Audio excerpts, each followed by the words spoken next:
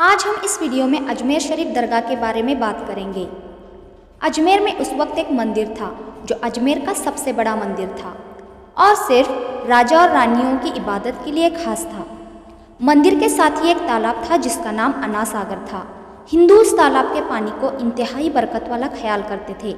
उनका मानना था कि जो इस तालाब में नहा लेगा उसके गुनाह झड़ जाते हैं। कहते हैं इस मंदिर में रात को इतने चिराग जलते थे कि रात 3.5 मंजिल उन चिरागों में इस्तेमाल करते थे। इर्द गिर्द के कई देहात मंदिर के नाम थे। पहले इन देहातों की आमदन मंदिर पर खर्च होती थी। मंदिर में हजारों नौकर थे जिनका काम आने वालों की रहनुमाई करना था कि कौन सा खुदा बेटे देता है, कौन सा देवता सेहत और तंदुरुस्ती का मालिक है और किस मूर्ति की पूजा करने से दौलत मेहरबान होती है। ख्वाजा गरीब नवाज रहमतुल आला उस मंदिर में तशरीफ़ ले गए, पर अन्ना सागर से कुछ फासले पर चटाई बिछाकर अपने मुरीदों के साथ बैठ गए। असर का वक्त होने ही वाला था। हज़रत कुतुबुद्दीन बख्तियार काकी रहमतुल आला अलैहि से अजान देने को कहा। कुफ्र शिर्क के गढ़ अजमेर में अल्लाह की वहदानियत और हज़रत मोहम्मद सल्लल्लाहु अलैहि वसल्लम की रिसालत का पहला ऐलान था। वहाँ रहने वाले लोग इस्लाम से पूरे तौर पर लाइल्म थे। जब अजान की आवाज़ सुनकर वो हैरान हो गए और अपने घरों से निकलकर सब मुसाफिरों को देखने लगे और अन्ना सागर के पास भीड़ लगा ली। उन मुसाफिरों ने उस पानी से वज़ू किया और नमाज पढ़ना शुरू कर दिया। सब हिंदू हैरान रह गए। वो सोच रहे थे सब भगवान तो मंदिर के अंदर है, तो ये लोग पास में खड़े होकर कौन से भगवान को सजदा कर रहे हैं। शाम हुई तो राजा पृथ्वीराज चौहान के ऊँट चरने के लिए गए थे, अपने चरवाहों के साथ वापस आए। इत्तेफाक की बात थी कि जहाँ हज़रत ख्वाजा साहब बैठे हुए थे वो जगह ऊँटों के बैठने की जगह थी। चरवाह ने बाबा साहब से कहा कि यहाँ से उठिए क्योंकि ये जगह राजाओं के ऊँटों के बैठने की जगह है।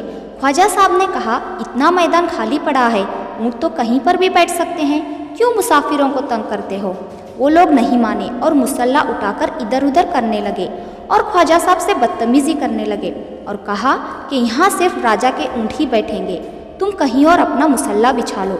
आखिरकार हज़रत ख्वाजा साहब ने उठते हुए कहा, उठो कुतुबुद्दीन, ये कह रहे हैं कि ये ऊँटों की बैठने की जगह है, तो चलो यहाँ सिर्फ ऊँट ही बैठेंगे। ये कहकर सब मुसाफिर वहाँ से उठ गए और अगली सुबह ऊँटों को चराई के लिए ले जाने का वक्त आया और चरवाहों ने ऊँटों को उठाना चाहा तो उन्हें पता चला कि ऊँट उठने के काबिल नहीं रहे। चरवाहे परेशान हो गए कि जो ऊँट उनके एक इशारे पर उठ खड़े होते थे आज क्यों नहीं उठ रहे। आखिरकार उन्हें याद आया कि कल मुसाफिर फ़कीर ने कहा था कि यहाँ ऊँट ही बैठेंगे। लोग इकट्ठा होने लगे। कोई कह रहा था फ़कीर कोई बड़ा जादूगर है, किसी का ख्याल था वो भगवान का नया अवतार है। बात राजा पृथ्वीराज चौहान तक पहुँच गई कि एक मुसाफिर ने राजा के ऊँटों पर जादू कर दिया है।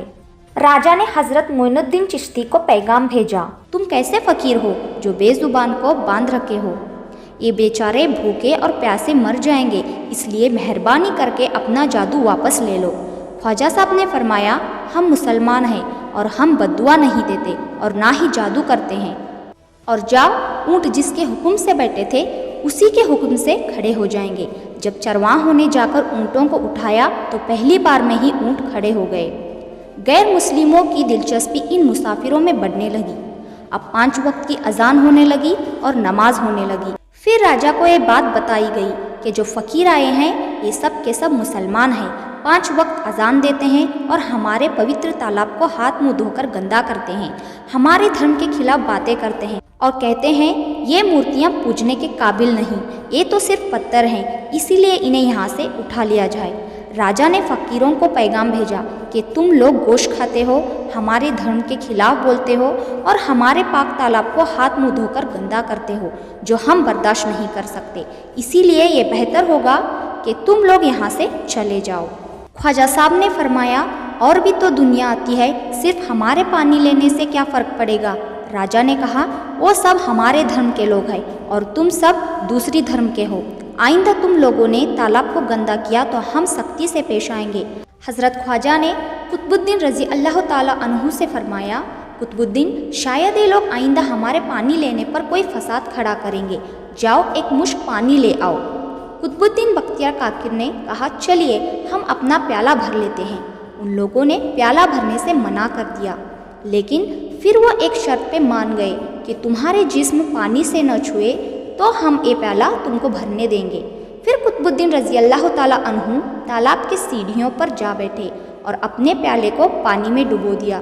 जब वो प्याला भर गया तो हज़रत ख्वाजा कुतुबुद्दीन ने वो प्याला ऊपर खींच लिया, लेकिन जब वो प्याला पानी से बाहर आया, अना सागर का सारा पानी खुश्क हो गया था और अना सागर की रेत उड़ने लगी थी। ऐसा मालूम होने लगा सारा अना सागर उस छोटे से प्याले में बंद हो गया है। अना सागर के खुश्क होने से सारे अजमेर में कोहराम मच गया। गलियों मोहल्ले में चीखों पुकार और आहों की आवाज़ें शुरू होने लगी। वो लोग रो रहे थे और कह रहे थे कि जो गुनाहों की गटरियां हम लाते थे और अना सागर में नहाकर उन गुनाहों से छुटकारा पा लिया करते थे, अब हम क्या करेंगे? अपने गुनाहों को अबोझ कहाँ लिए फिरेंगे? सारे इलाके में ये खबर फैल गई कि मुसाफिर फ़कीर ने जादू के जोर से अना सागर को खुश कर दिया है। फिर राजा पृथ्वीराज चौहान इस हाल से परेशान हुआ। उसने अपने वज़ीरों को बुलाया और कहा कि फ़कीर या तो जादूगर है या फिर एक कामिल फ़कीर है। साथ ही उनकी परेशानी बढ़ गई कि अजमेर की रौनक तो अना सागर के दम से थी। इसकी वजह से लोग दूर दूर से अजमेर आते थे और अपना ईमान ताज़ा करके लौट जाया करते थे। अना सागर के खुश्क होने से हिंदू धर्म को सख्त धक्का लगेगा और ये शर्मनाक बात थी। आखिर में कहा कि फ़कीर से बात किया जाए कि आखिर वो चाहता क्या है। अगर वो कोई ऐसी बात चाहता है जो हमको तस्लीम हो तो फिर हम उसकी बात को मान लेते हैं, उससे माफ़ी मांग लेते हैं। फिर सब मर्द बच्चे औरतें जाकर फ़कीर से मिन्नत करने लगे कि लोगों को परेशानी से निजात दीजिए और हम सब पर मेहरबानी करें।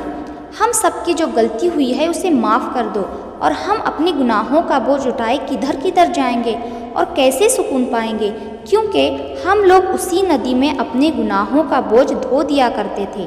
ये तहजीब ज़्यादा आसान थी, लिहाजा तमाम लोग बाबा साहब के पास आए और बोले, बाबा तुम भी वज़ू कर लिया करना, लेकिन भगवान के वास्ते हमारा अना सागर हमें लौटा दो। हज़रत ख्वाजा गरीब नवाज़ ने कुतुबुद्दीन बख्तियार काकी रहमतुल आला से कहा, उसी प्याले को वापस तालाब में डालाओ।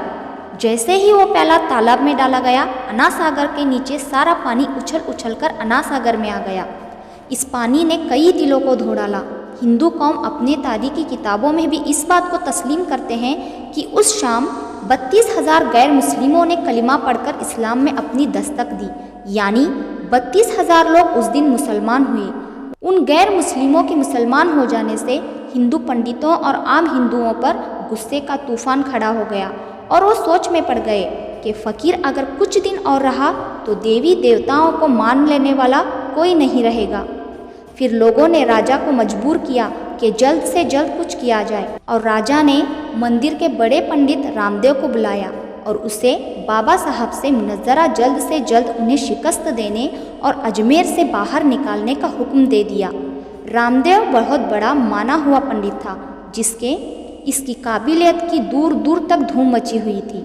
ये पंडित शैतानी और जादुई ताकतों का मालिक था। उसने राजा पृथ्वी को ये यकीन दिलाया कि जल्द ही राजा कोई अच्छी खबर सुनेगा।